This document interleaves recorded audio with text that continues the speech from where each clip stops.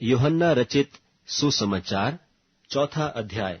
फिर जब प्रभु को मालूम हुआ कि फरीसियों ने सुना है कि यीशु यूहन्ना से अधिक चेले बनाता और उन्हें बपतिस्मा देता है, यद्यपि यीशु आप नहीं वरन उसके चेले बपतिस्मा देते थे, तब वह यहूदिया को छोड़कर फिर गलील को चला गया और उसको सामरिया से होकर जाना अवश्य था। सो वह सूखार नाम सामरिया के एक नगर तक आया, जो उस भूमि के पास है जिसे याकूब ने अपने पुत्र यूसुफ को दिया था, और याकूब का कुआं भी वहीं था। सो यीशु मार्ग का थका हुआ उस कुएं पर यूं ही बैठ गया, और यह बात 6 घंटे के लगभग हुई। इतने में एक सामरी स्त्री जल भरने को आई। यीशु ने उससे कहा, मुझे पानी पिला, क्योंकि उसके चेले तो नगर में भोजन मोल लेने को गए थे। उस सामरी स्त्री ने उससे कहा, तू यहूदी होकर मुझ सामरी स्त्री से पानी क्यों मांगता है? क्योंकि यहूदी सामरियों के साथ किसी प्रकार का व्यवहार नहीं रखते। यीशु ने उत्तर दिया, यदि तू परमेश्वर के वरदान को जानती और यह भी जानती कि वह कौन है जो तुझसे कहता है मुझे पानी पिला, तो तू उससे मांगती और वह तुझे जीवन का जल देता। स्त्री ने उससे कहा, हे प्रभु, तेरे पास जल भरने को तो कुछ है भी नहीं, और कुआं गहरा है, तो फिर वह जीवन का जल तेरे पास कहां से आया? क्या तू हमारे पिता याकूब से बड़ा है, जिसने हमें यह कुआं दिया, और आप ही अपने संतान और अपने ढोरों समेत उसमें से पिया? यीशु ने उसको उत्तर दिया कि जो कोई यह जल पिएगा वह फिर प्यासा होगा, परंतु जो कोई उस जल में से पिएगा जो मैं उसे दूंगा, वह फिर अनंत काल तक प्यासा न होगा, वरन जो जल मैं उसे दूंगा वह उसमें एक सोता बन जाएगा जो अनंत जीवन के लिए उमड़ता रहेगा। स्त्री ने उससे कहा, हे प्रभु, वह जल मुझे दे, ताकि मैं प्यासी न हूं और न जल भरने को इतनी दूर आऊं। यीशु ने उससे कहा, जा अपने पति को यहां बुला ला। स्त्री ने उत्तर दिया कि मैं बिना पति की हूं। यीशु ने उससे कहा, तू ठीक कहती है कि मैं बिना पति की हूं, क्योंकि तू 5 पति कर चुकी है, और जिसके पास तू अब है वह भी तेरा पति नहीं। यह तूने सच कहा है। स्त्री ने उससे कहा, हे प्रभु, मुझे ज्ञात होता है कि तू भविष्यद्वक्ता है। हमारे बाप दादों ने इसी पहाड़ पर भजन किया, और तुम कहते हो कि वह जगह जहां भजन करना चाहिए यरूशलेम में है। यीशु ने उससे कहा, हे नारी, मेरी बात की प्रतीति कर कि वह समय आता है कि तुम न तो इस पहाड़ पर पिता का भजन करोगे, न यरूशलेम में। तुम जिसे नहीं जानते उसका भजन करते हो, और हम जिसे जानते हैं उसका भजन करते हैं, क्योंकि उद्धार यहूदियों में से है। परंतु वह समय आता है, वरन अब भी है, जिसमें सच्चे भक्त पिता का भजन आत्मा और सच्चाई से करेंगे, क्योंकि पिता अपने लिए ऐसे ही भजन करने वालों को ढूंढता है। परमेश्वर आत्मा है, और अवश्य है कि उसके भजन करने वाले आत्मा और सच्चाई से भजन करें। स्त्री ने उससे कहा, मैं जानती हूं कि मसीह जो क्रिस्तुस कहलाता है आने वाला है। जब वह आएगा तो हमें सब बातें बता देगा। यीशु ने उससे कहा, मैं जो तुझसे बोल रहा हूं वही हूं।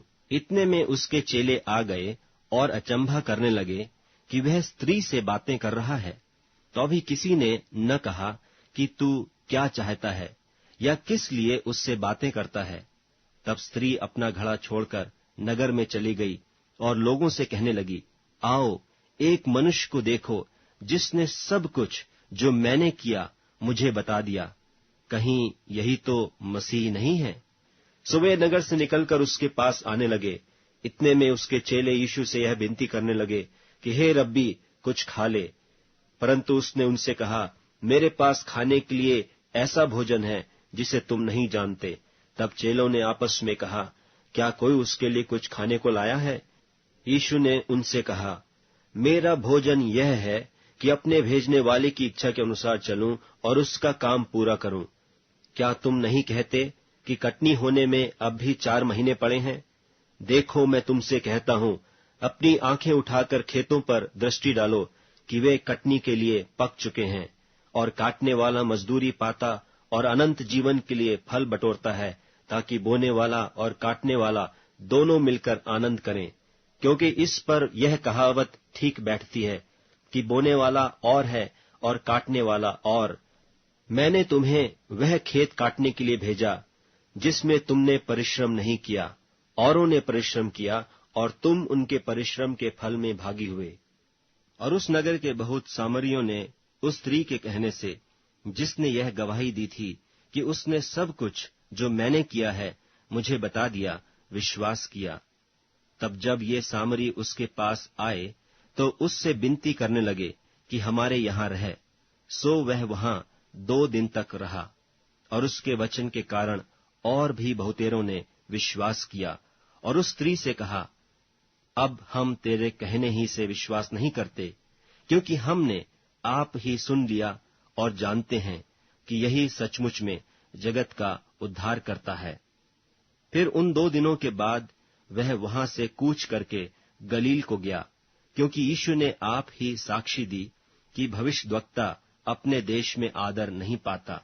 जब वह गलील में आया तो गलीली आनंद के साथ उससे मिले, क्योंकि जितने काम उसने यरूशलेम में पर्व के समय किए थे उन्होंने उन सब को देखा था, क्योंकि वे भी पर्व में गए थे। तब वह फिर गलील के काना में आया, जहां उसने पानी को दाख रस बनाया था।